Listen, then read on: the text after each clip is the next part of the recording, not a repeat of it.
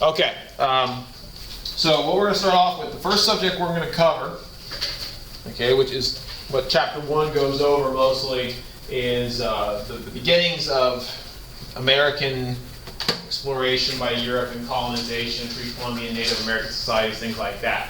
Okay, so we'll be looking at mostly early European exploration and colonization. However, before we even get into that, we're going to talk about prior to European exploration. We're going to talk about what was going on over here to begin with. Okay. All right. So the first thing we're going to look at is we're going to look at pre-Columbian Native American civilization. We're talking about the Native Americans, the indigenous people that lived in the Americas prior to Europeans even coming over here. Sebastian, right? Sebastian? Yes. You just pop that out? Oh, yes. That's okay. That's okay. Just distracted me a little. Okay. So let's talk about this. So when we say pre-Columbian, that means pre-Columbus, right? And we can actually put a year on that real easy, right? If we're talking about pre-Columbus, we're talking about prior to Columbus's first voyage, which, of course, led to the discovery of America. So we're talking about pre-1492, right? 1492, Columbus sailed the ocean blue. So we're talking about prior to 1492, what was the situation in the Americas? All right, so let's talk about first, we're going to go way back, which is where your book starts. And this is, something I want to talk about briefly.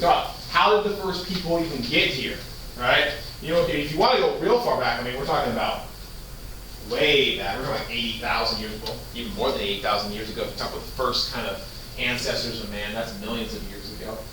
But when we talk about humankind, okay, humankind, we believe our best evidence suggests that humankind originated out of Africa, okay, the out of Africa hypothesis, which is that the earliest forms of what will become man, okay, upright hominids like Australopithecus, Homo erectus, things like that, they developed in Africa, and from there they evolved over time, and so you of course got the modern version of human, Homo sapien. We've only been around for,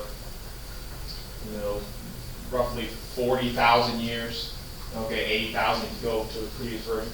Okay, but anyways, from Africa we saw mankind spread out into other areas, including Europe. Okay, now how did the first people get to the Americas? Well, what we believe is, if you go back about 12,000 years ago, okay, the world was still in an ice age. Okay, we had an ice age. Okay. And during an ice age, what that means is the overall temperatures of the Earth are lower than they would be currently.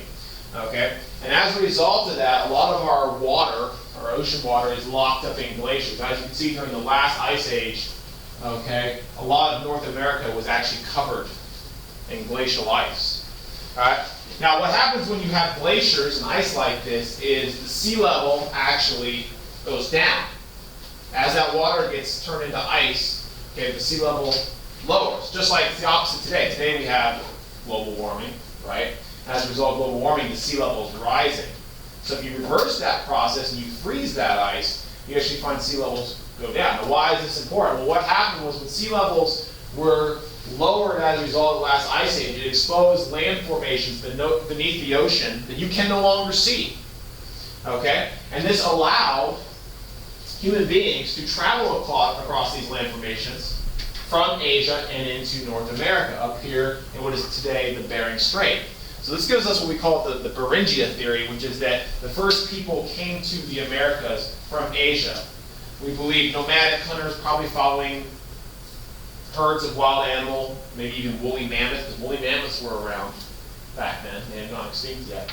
They probably followed them across into America, and then over time, slowly but surely, they moved down south, populating the region. And of course, when the Ice Age came to an end about 12,000 years ago, temperatures rose, ice caps melted, and the land bridge was now gone, and it sealed off the Americas from the rest of the world.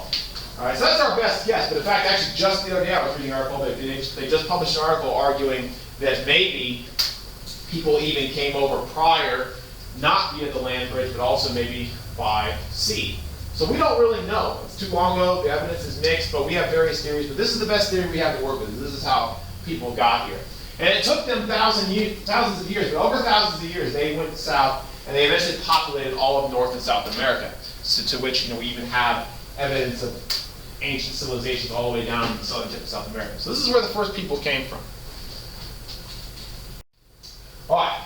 Now, these people, of course, developed civilizations, and based on the region, we have different kinds of civilization. When we look at the civilizations that developed in what we call Mesoamerica, which is this region right here, kind of Central America, Mexico, and then down into South America, they do have some similar characteristics where we can kind of lump them together.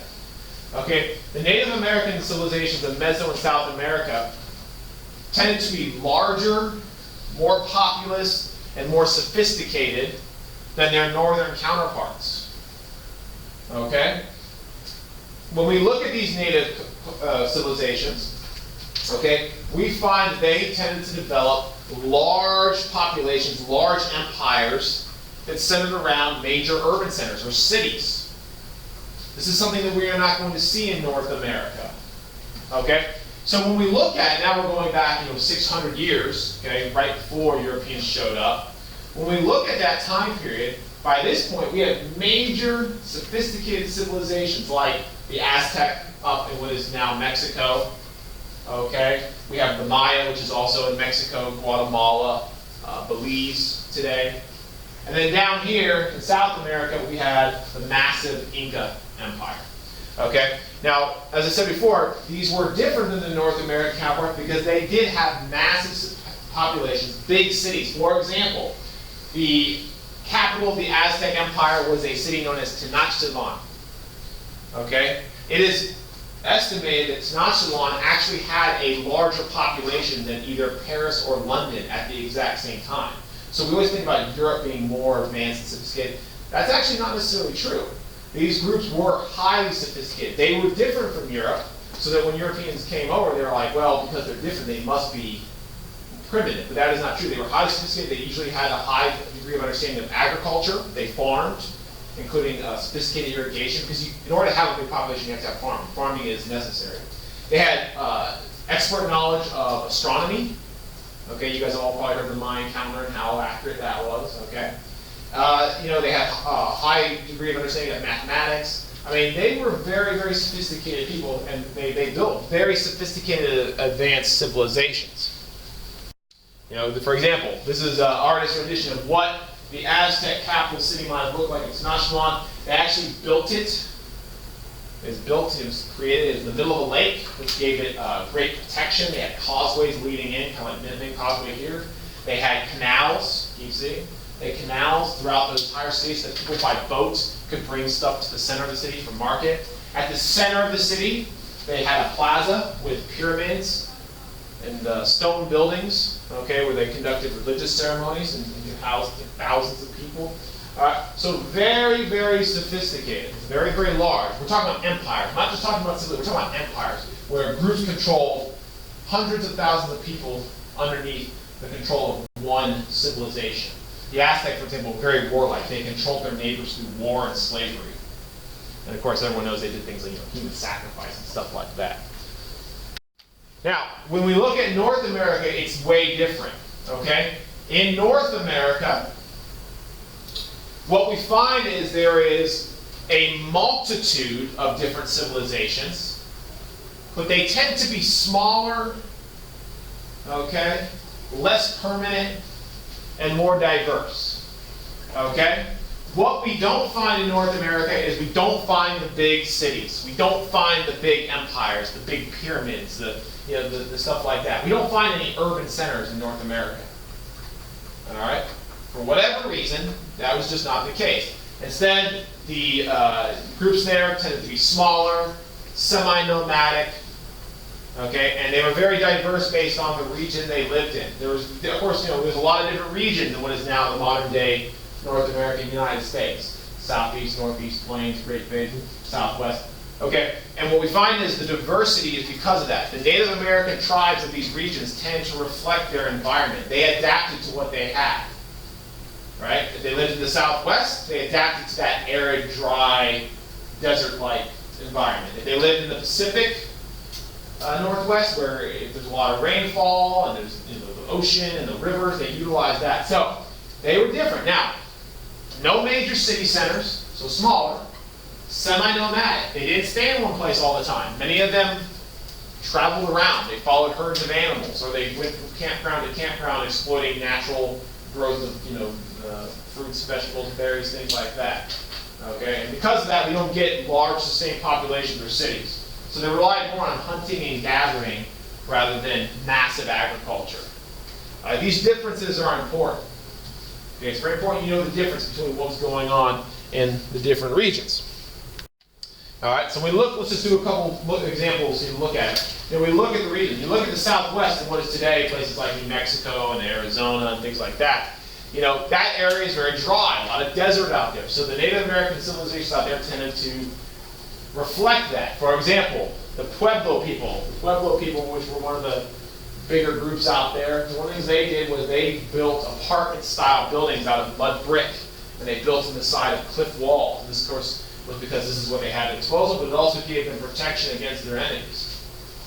Okay? So what we see is the diversity of the Native Americans reflects the diversity of our country. Okay? This is a very diverse place in terms of the environment. It's a very large country, a lot of different environments. The people, the groups that reflected that. Look at the Great Plains. Many people realize and understand that the Indians of the Great Plains, one of the things they did was they relied upon hunting the herds of wild buffalo. Okay? Hundreds and hundreds of years ago, herds of buffalo that numbered in the millions roamed the Great Plains. Millions of these animals. And these Indians could hunt them and utilize them for their way of life. Okay? And they could travel around in this kind of semi-nomadic lifestyle, hunting the wild buffalo, like you see here in this picture. And you'll notice this picture, I chose this picture on purpose, because this picture also points out something very important that you need to understand. Okay? And you might be misled if you watch movies and television. There's something that's distinctly absent from this picture that you see in a lot of movies. Yeah, horses. There's no horses. Right? Normally you see in movies, you see the Indians on horseback and they're riding with a bow and arrow. There's no horses. The reason there's no horses is because there were no horses. Horses were not indigenous or native to the United States. They did not come here until Europeans actually brought them. So these Indians never saw a horse until the Spanish showed up with horses. Okay, so they adapted even to what happened after Europeans arrived. So they're actually hunting them on foot, as you can see in the picture. Okay, look at the Pacific Northwest, talking about places like Oregon and Washington State. A lot of rainfall, a lot of rivers, ocean.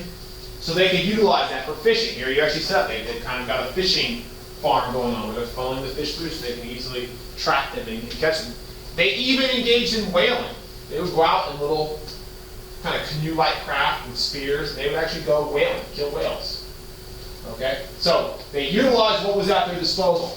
It's very important to understand, though, that the myth that Europeans created when they came over was that these people were savages, that they were uncivilized. That's not true at all.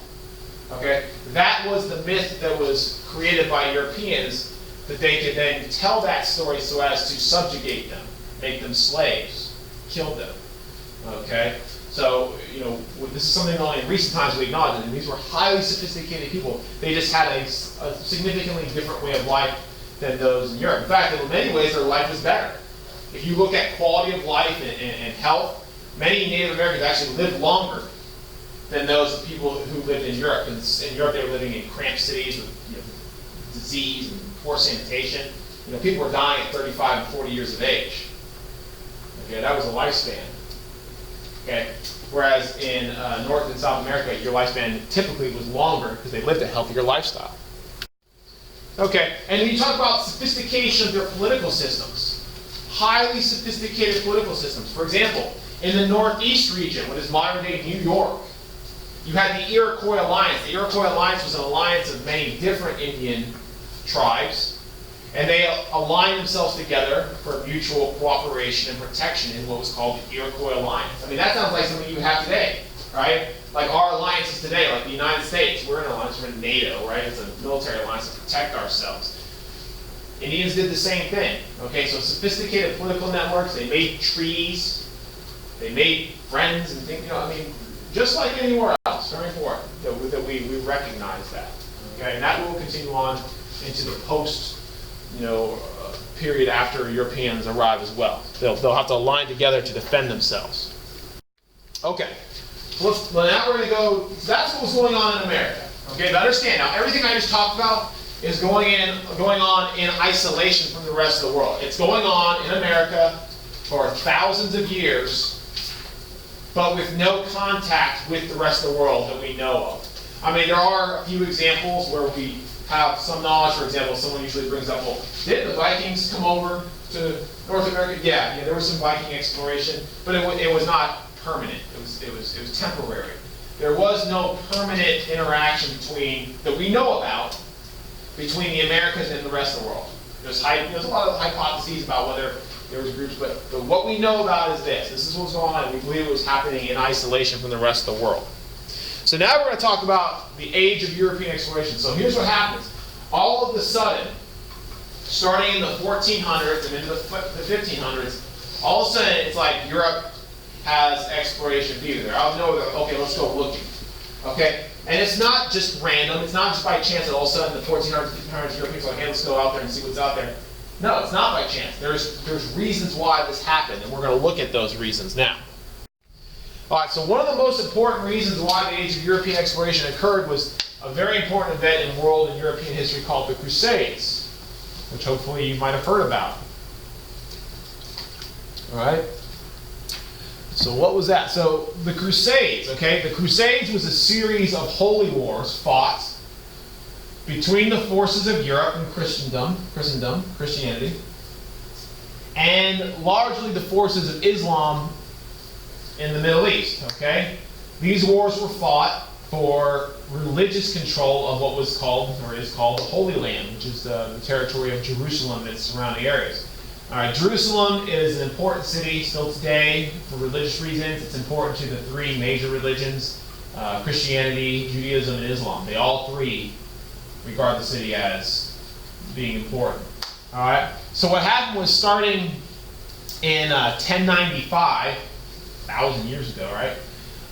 Starting in 1095, what happened was the Pope, who was the head of the Christian faith at the time, decided that it was time that Christianity reclaim Jerusalem. So the Pope called upon all good Christian nations to send troops down to Jerusalem and retake it.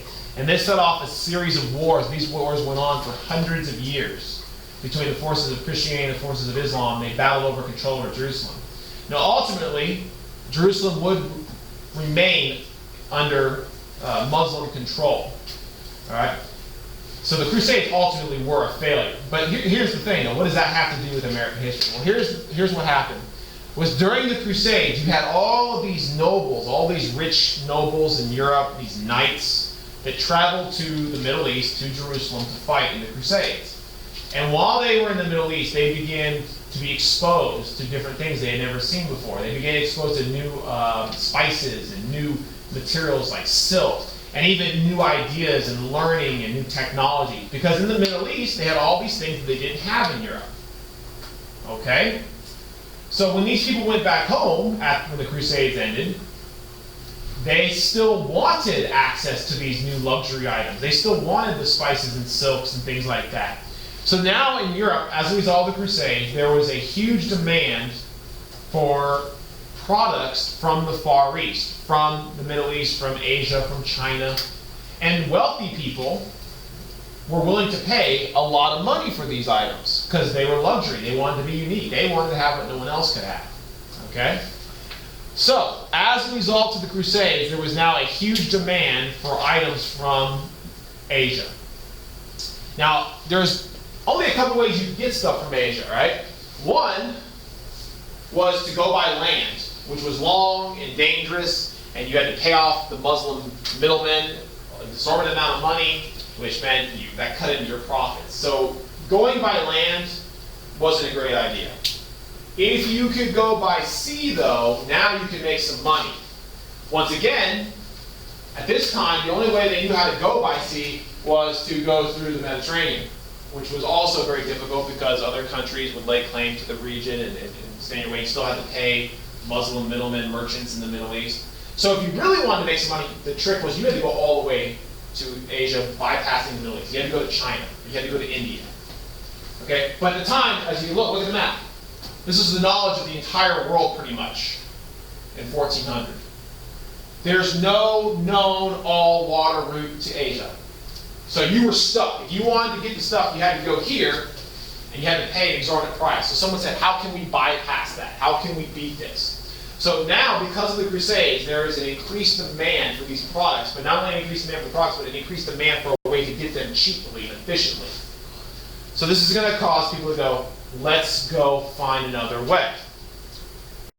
Now, one of the people who gets a lot of credit for increasing the demand for exotic products from the East is Marco Polo.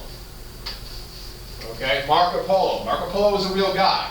Okay, before there was the game, the pool game, there was Marco Polo the man. Now, who was Marco Polo? Marco Polo was a businessman, and according to himself, he wrote a book about his business and his adventures.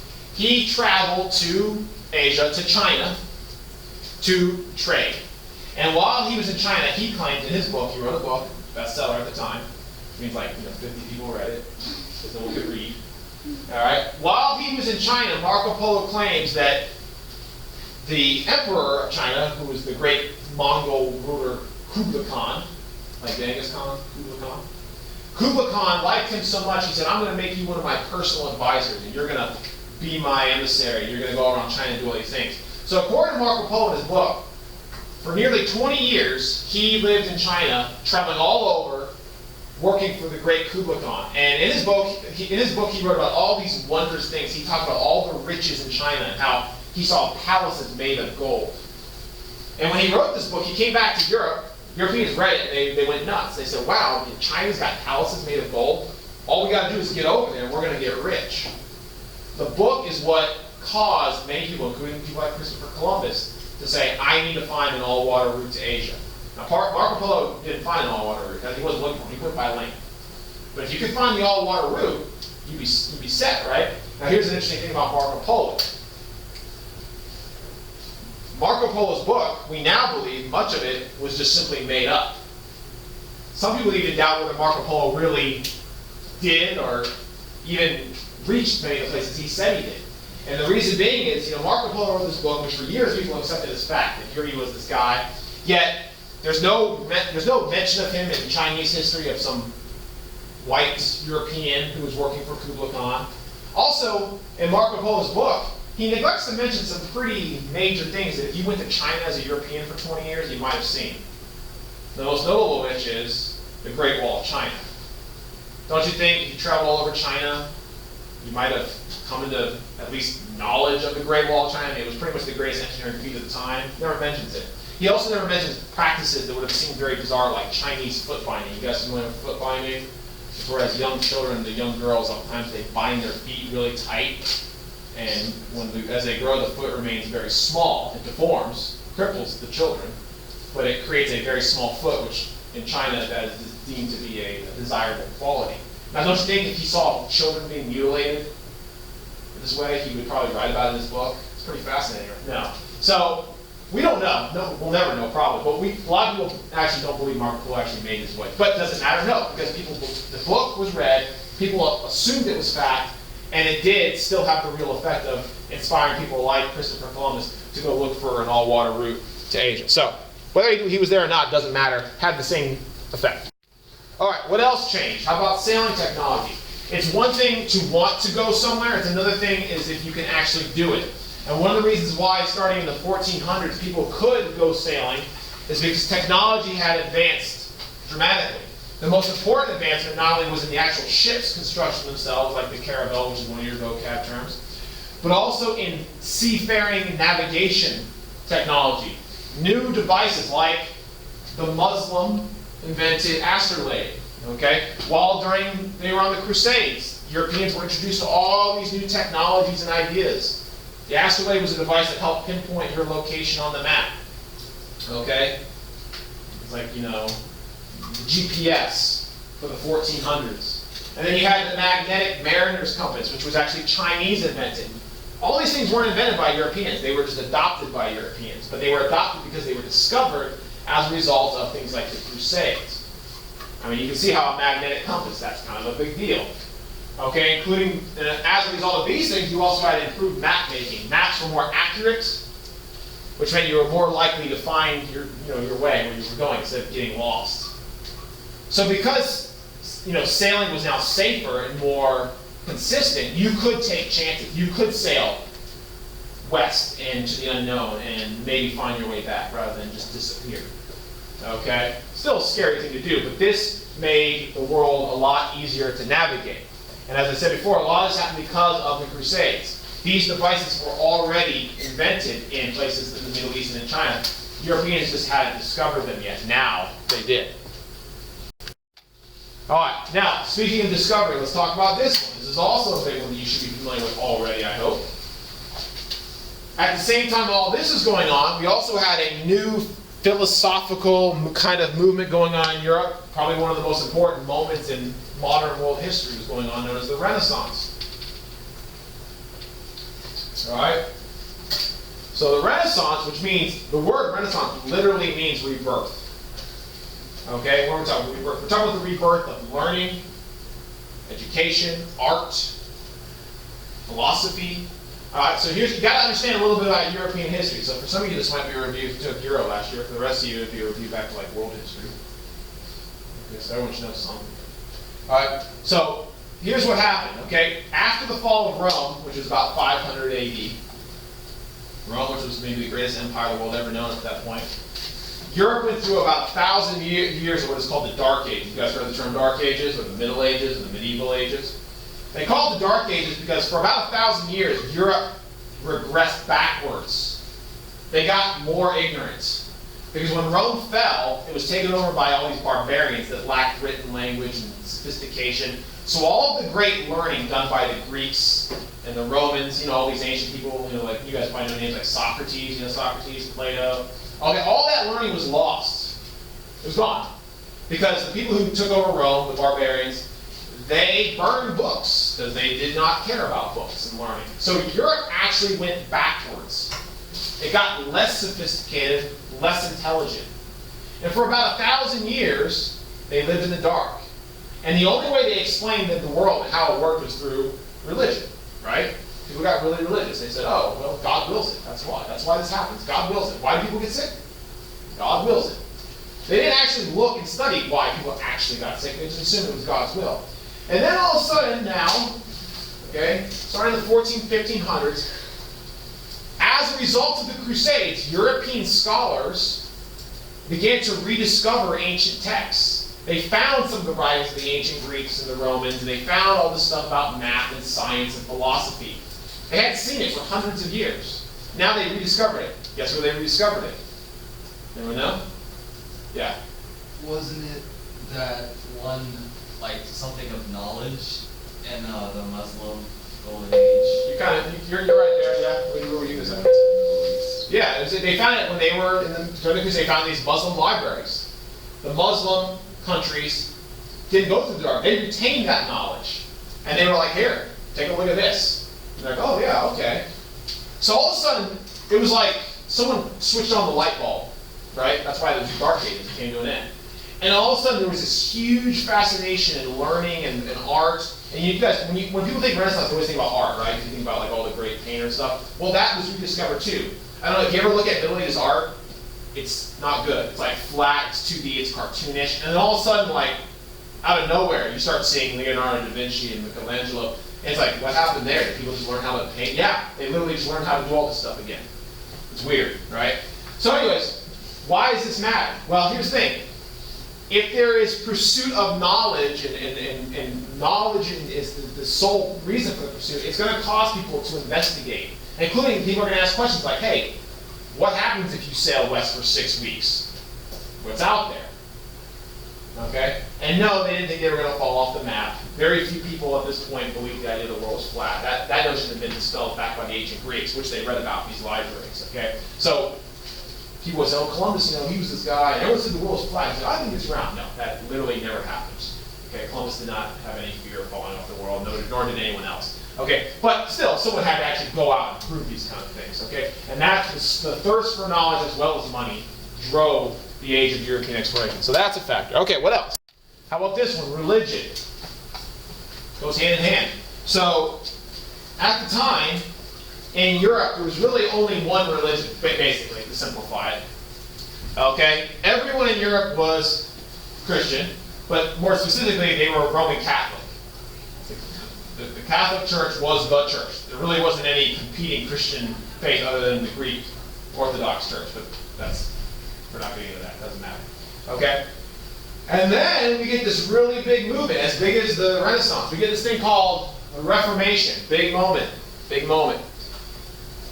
The Reformation was a movement that challenged the legitimacy of the Catholic Church. For years, the Catholic Church was, if you were a Christian, you were Catholic. That's it. And then all of a sudden, some people started to actually challenge the church and question it. In particular, there's this one guy, there he is, German monk, Martin Luther. Martin Luther said, you know what, I don't like some of the stuff I see the Catholic Church doing. In particular, what he really didn't like was he didn't like the practice of the church taking money to absolve people of their sins. People were literally buying their way into heaven, according to the Catholic Church. And Martin Luther said that's wrong. That's sinful. So what Martin Luther did was he protested this. He protested it. And other people said, yeah, he's right. Let's protest the Catholic Church. And what they did was they separated from the Catholic Church and they formed a protesting branch of Christianity.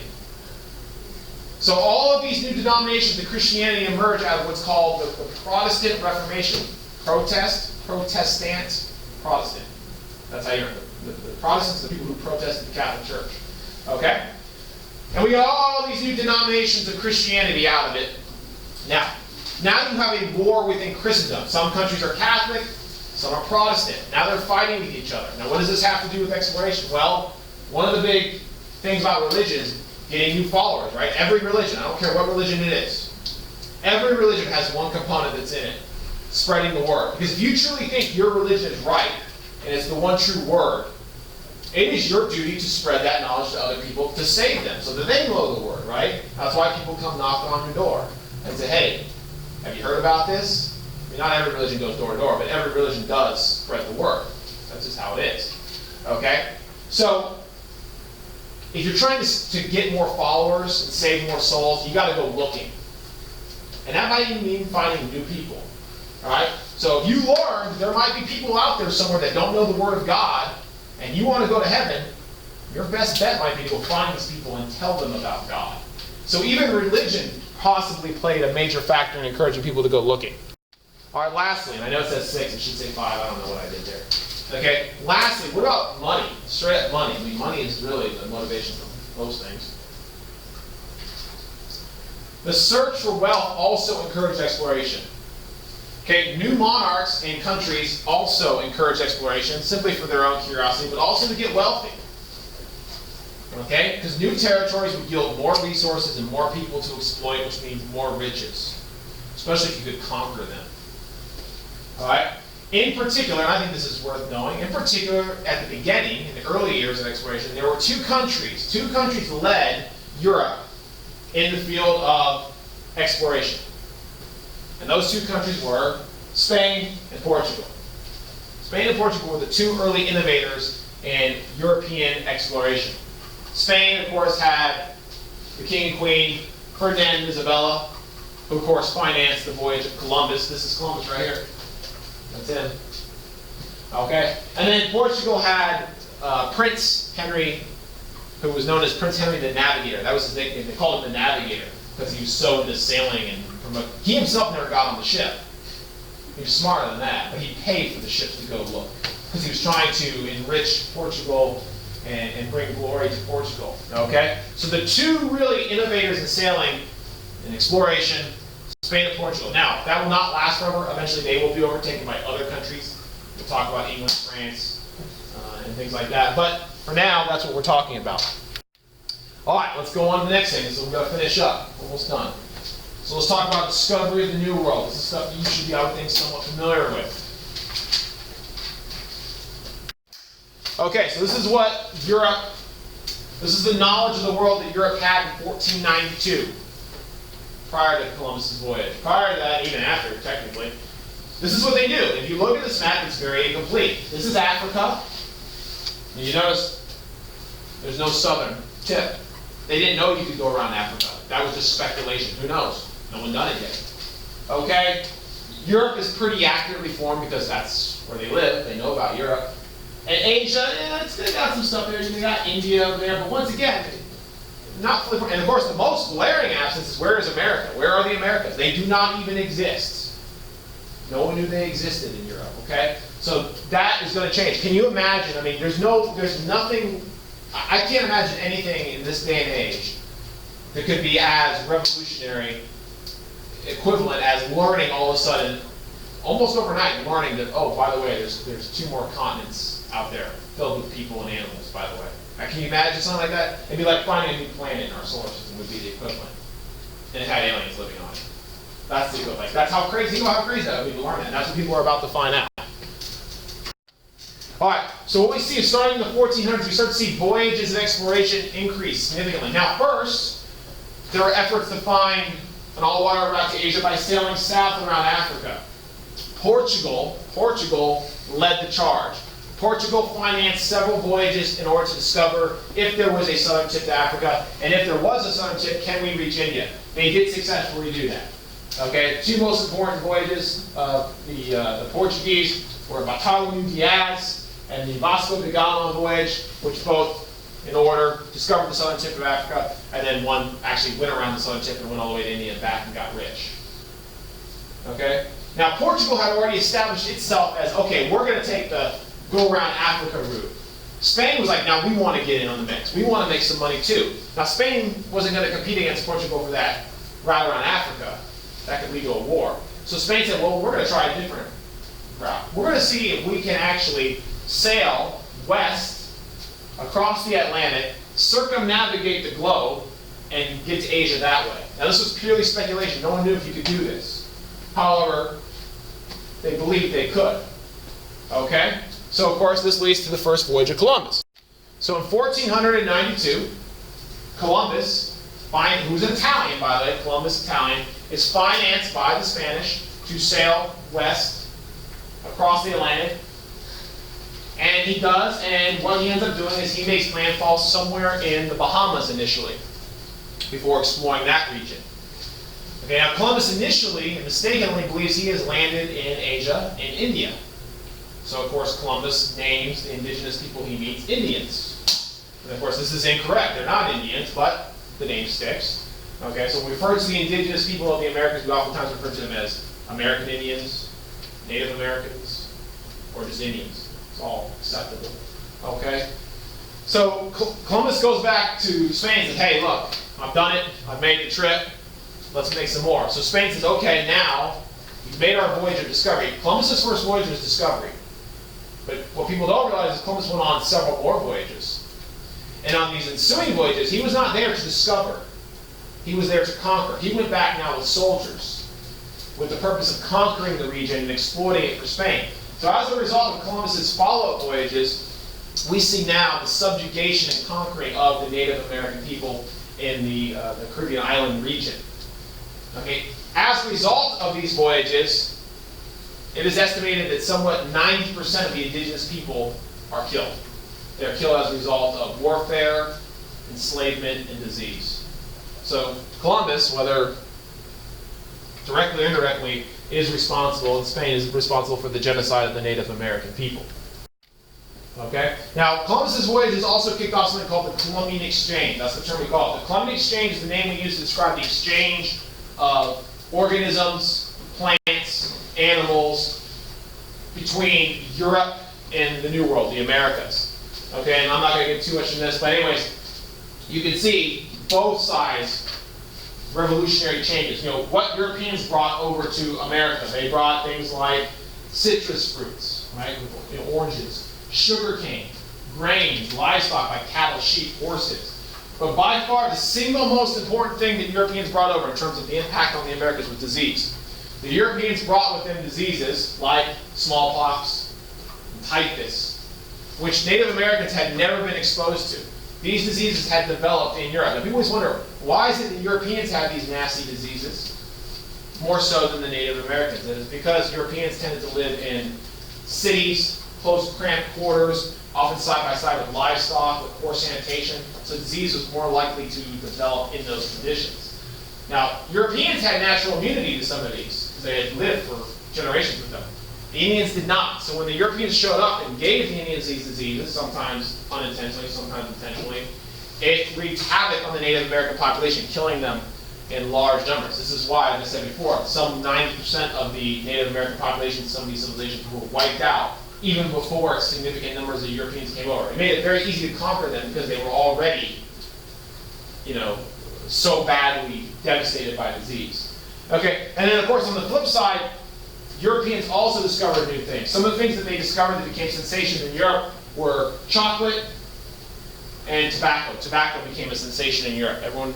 That was the new thing. The new kind of interesting thing was tobacco. All right, now, real quick, Spain and Portugal were competing over the New World. This could lead to conflict as they both were trying to seize resources. Now, the Pope, both were Catholic countries. The Pope is the head of the Catholic Church. Didn't want to see Spain and Portugal fight, go to war. So what he said is, I'll settle the dispute. So what the Pope did was he took a map, and he laid down on the map a line known as the line of demarcation, which is the yellow line on the map, which separated the New World into Spanish and Portuguese territories. Now, initially the line was the yellow line, but later on, a year later, Spain and Portugal renegotiated. The line got moved over to this blue line here. That doesn't really matter too much. But what matters is, as a result of this, which becomes known as the Treaty of Tordesillas, 1494, this blue line, the New World is divided up between Spain and Portugal. Now, no one knew about all this stuff. There was still not even knowledge where they were. They didn't even really know this was a new continent really yet. So what ended up happening is Spain gets everything to the left of the line, the west, and Portugal gets everything to the east. Now, obviously, Spain got the better deal in the long run. Portugal gets this right here. Spain gets all this, which is why it's easy to remember why today, okay, you look at this territory right here that Portugal got, what country does this become? Brazil. What do they speak there? Portuguese. Portuguese. They don't speak Spanish. They speak Portuguese. And most of this is Spanish speaking, right? Because of the differences between Spain and Portugal. But Spain basically gets the better deal in the long run. So Spain is going to have dibs on the New World. So they are going to exploit it as quick as possible. So after the discovery of the New World, Spain now moves very quickly by the 1500s to conquer the New World. So there's a pattern. First you send over the explorers, then you send over the soldiers. So now come the soldiers, known as the conquistadors, or the conquerors. The conquistadors come in with guns, okay, and horses, and they now subjugate the Native American people. They enslave them and conquer them. Okay, people like Hernan Cortez, who conquered the mighty Aztec Empire. The Aztec Empire was defeated in a short period of time, largely because they had already been weakened by disease, but also by superior firepower. And then Francisco Pizarro, who went down and defeated the Inca. Okay, and of course they got very rich off this because the territories they took were very rich with gold and silver. So much gold and silver came back to Spain that Spain quickly became one of the wealthiest, most powerful countries in Europe. Now competing with the big boys of Europe, historically England and France. Okay, so much gold and silver came back that it set off something called the Price Revolution, which is actually a massive economic crisis because there was so much gold and silver coming back it caused inflation problems. But I'm not going to get into that today. Now the other important thing is this. The Spanish did something that no other group did, for the most part. They enslaved the Indians. Most other European groups did not do this. The Spanish attempted to enslave. They used the Indian people as slave labor. They worked them in mines and in sugar plantations like you see here as slave labor until they died. The crown gave the Spanish permission. They said, look, you're allowed to enslave these people on one condition. There's one condition. You're allowed to have them as slaves, but you have to promise to Christianize them. So in exchange for teaching them the Christian faith and saving their souls, they were allowed to enslave them and work them to death, which is what they did. The encomienda system lasted until basically so many Indians had died as a result that the Indians were no longer viable as slave labor. And when the Indians died out, guess where they turned for labor? Africa. That's when, of course, African slavery began as well. Okay? All right, one last thing, I'll stop. Okay, did the Indians fight back? Yes, there were instances where the Indians fought back. However, as a result of disease weakening them, as well as the Spanish exploiting alliances with other Native American groups against other Native Americans and superior firepower, these did not work out. For example, one of the ones was in 1680 with the Pueblo Revolt. The Pueblo people fought back because they did not want to be converted to Christianity. They fought back against the Spanish as their oppressors. However, ultimately, the Spanish were able to crush these revolts. So this is the beginning of a long but futile effort by Native Americans to resist European encroachment.